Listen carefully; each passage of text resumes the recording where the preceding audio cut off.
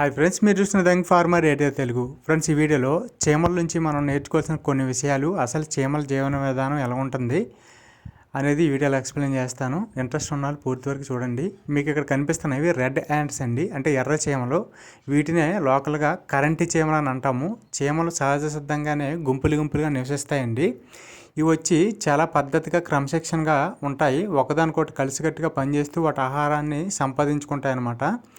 ఏదైనా అపాయకరమైన జీవి వీటి గూడు దగ్గరికి వచ్చి కానీ వీటికి కానీ హాని చేత తలపెట్టుకుంటే అన్నీ కలిసికట్టుగా వాటిని ఎదుర్కొని వాటిని పారద్రోలుతాయి, భయపెట్టి కరిచి.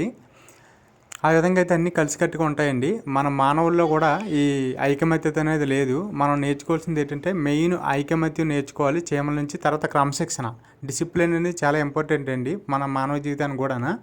ఈ చీమల నుంచి మన ఐకమత్యం, కలిసికట్టుగా ఉండడం, క్రమశిక్షణ రెండు కంపల్సరీగా నేర్చుకోవాల్సి ఉంటుంది.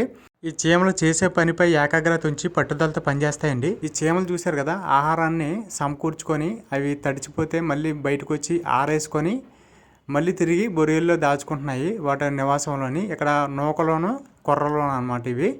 ఈ వీడియో నచ్చితే లైక్ చేయండి friends. Thank you for watching.